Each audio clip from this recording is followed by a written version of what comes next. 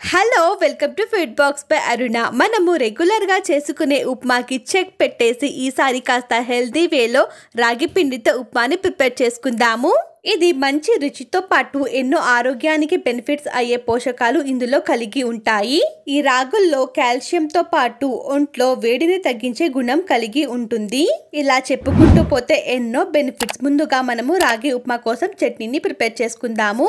దానికోసం కడాయిలో 2 స్పూన్ల దాకా నూనెని యాడ్ చేసుకొని నూనె వేడి అయ్యాక ఇందులో ఆవాలు జీలకర్ర యాడ్ చేసుకొని ఫ్రై చేసుకొని ఇవి బాగా చిటపటలాడిన తర్వాత ఇందులో పచ్చిమిరపకాయలు యాడ్ చేసుకొని కలుపుకొని ఇవి బాగా మగ్గిన తర్వాత ఇందులో ఒక చిన్న అల్లం ముక్క 2 వెల్లుల్లి రెబ్బలను యాడ్ చేసుకొని ఇవి మగ్గిన తర్వాత ఇందులో చిన్నగా కట్ చేసుకున్న ఉల్లిపాయలు కరివేపాకు ఉప్పు యాడ్ చేసుకొని కలుపుకున్న తర్వాత మూత పెట్టేసి ఒక 3 నిమిషాల వరకు మగ్గించుకుందాము. ఒక 3 నిమిషాలు అయ్యాక ఉల్లిపాయలు మగ్గిపోయి ఉంటాయి. తర్వాత ఇందులో చిన్నగా కట్ చేసుకున్న టొమాటో ముక్కలు యాడ్ చేసుకొని కలుపుకొని ఈ టమాటాలు మెత్తబడిన తర్వాత ఫ్లేమ్ ఆఫ్ చేసి ఇవి మిక్సర్ జార్లో యాడ్ చేసుకొని ఇందులో పులుపు కోసం చింతపండు, ఫ్రై చేసుకున్న వేరుశనగ గుళ్ళు, ఉప్పు, నీళ్లు యాడ్ చేసుకొని మిక్సీ పట్టి స్మూత్ పేస్ట్ లాగా రెడీ చేసుకొని ఒక గిన్నెలో యాడ్ చేసుకొని కన్సిస్టెన్సీని అడ్జస్ట్ చేయడానికి వాటర్, ఉప్పు యాడ్ చేసుకొని కలుపుకొని పక్కన పెట్టేసి పోపుని రెడీ చేసుకుందాము. దానికోసం ఒక పోపు ప్యాన్ తీసుకొని ఇందులో నూనె, ఆవాలు జీలకర్ర, ఎండుమిరపకాయలు, కరివేపాకు, కొత్తిమీర ఆకులు, ఇంగువ యాడ్ చేసుకుని ఫ్రై చేసుకున్న తర్వాత ఫ్లేమ్ ఆఫ్ చేసుకొని ఈ పోపుని చట్నీలో యాడ్ చేసుకొని కలుపుకుంటే మనకు పల్లి చట్నీ రెడీ. తర్వాత ఒక ప్యాన్లో 2 స్పూన్ల దాకా నూనె యాడ్ చేసుకొని ఇందులో ఒక 1/2 కప్పు దాకా బొంబాయి రవ్వని యాడ్ చేసుకొని ఫ్రై చేసుకుందాము. ఇది లో ఫ్లేమ్లోనే కంటిన్యూగా కలుపుకుంటూ ఫ్రై చేసుకోవాలి. ఎక్కువ మంట పెడితే ఇది చాలా తొందరగా మాడిపోయే ఛాన్స్ ఉంటుంది. ఇలా ఫ్రై చేసుకుంటూ పోతే దీని కలర్ అనేది చేంజ్ అయిపోయి మంచి సువాసన అనేది వస్తుంది మనకు. ఈ స్టేజ్లో ఒక కప్పు దాకా రాగి పిండిని తీసుకొని లో ఫ్లేమ్లోనే దీన్ని ఫ్రై చేసుకుందాము. ఇలా ఫ్రై చేస్తే రాగి పిండి పచ్చివాసన అనేది మనకు ఉండదు. ఇది కూడా కాస్త రంగు మారిన తర్వాత ఫ్లేమ్ ఆఫ్ చేసుకొని ఒక ప్లేట్లో ట్రాన్స్ఫర్ చేసుకొని పక్కన పెట్టుకోండి.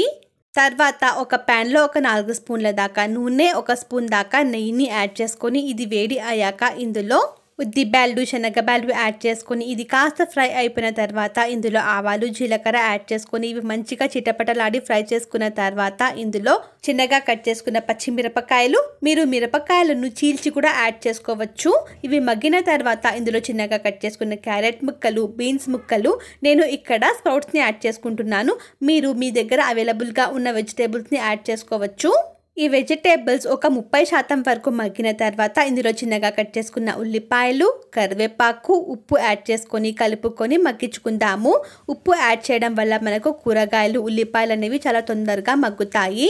ఉల్లిపాయలు మగ్గిన తర్వాత ఇందులో చిన్నగా కట్ చేసుకున్న టొమాటో ముక్కలు యాడ్ చేసుకొని కలుపుకొని మూత పెట్టి టమాటాలను మగ్గించుకుందాము. ఈ టమాటాలు పైన స్కిన్ అనేది సపరేట్ అయిపోయి చాలా సాఫ్ట్గా కుక్ అయిపోయాయి. మనకు నూనె కూడా పైకి తేలుతుంది. ఇదే గుర్తు మనకు అంతా మగ్గిపోయినాయి పర్ఫెక్ట్గా అని చెప్పి. తర్వాత ఇందులో మనము ఒక 4 కప్పుల దాకా నీళ్లను యాడ్ చేసుకుందాము. అంటే మనము తీసుకున్న 1.5 కప్పుకి ఒక 4 గ్లాసుల దాకా నీళ్లను యాడ్ చేసుకొని ఇందులో రుచికి తగినట్టుగా ఉప్పుని కూడా యాడ్ చేసుకొని కలుపుకొని మంట అనేది మీడియం టు హై ఫ్లేమ్లో పెట్టుకొని ఈ నీళ్లను మంచిగా మరగనిద్దాము.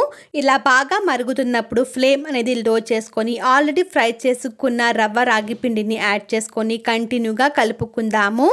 ఇది నీళ్లను పీల్చుకొని కొద్దిసేపటి తర్వాత మనకు దగ్గర పడుతుంది. ఇక్కడ సాల్ట్ని చెక్ చేసుకోండి, అవసరమైతే కొద్దిగా యాడ్ చేసుకోండి మీకు రుచికి తగినట్టుగా. ఈ స్టేజ్లోనే మీరు ఆల్రెడీ ఫ్రై చేసుకున్న జీడిపప్పులు అలాగే నెయ్యిని కూడా యాడ్ చేసుకోండి. జీడిపప్పులు ఆప్షనల్ మాత్రమే. ఇది కలుపుకున్న తర్వాత మూత పెట్టి ఒక 2 నిమిషాలు కుక్ చేసుకుందాము. 2 నిమిషాల తర్వాత ఇందులో కొత్తిమీర ఆకులు యాడ్ చేసుకొని కలుపుకుందాము. అంతే, చాలా ఈజీగా హెల్తీగా ఉండే రాగి ఉప్మా మనకు రెడీ అయిపోయింది. దీన్ని ఒక ప్లేట్లోకి ట్రాన్స్ఫర్ చేసుకొని పల్లి చట్నీతో కానీ లేకపోతే మజ్జిగతో కానీ సర్వ్ చేసుకుంటే చాలా రుచిగా ఉంటుంది. ఈ సమ్మర్ సీజన్ ఏదో ఒక రూపంలో రాగులని ఆహారంలో చేర్చుకుంటే చాలా మంచిది అంటారు కదా. ఈసారి ఈ రాగి ఉప్మాని ట్రై చేసి మీకు ఎలా కుదిరిందో నాతో షేర్ చేసుకోవడం మర్చిపోద్దండి. అలాగే ఛానల్ని సబ్స్క్రైబ్ చేసుకొని ఈ రెసిపీని మీ ఫ్రెండ్స్ అండ్ ఫ్యామిలీ మెంబర్స్తో కూడా షేర్ చేసుకొని మీ వంతు సపోర్ట్ అనేది ఖచ్చితంగా ఇస్తారని అనుకుంటున్నాను. Thank you for watching. Bye.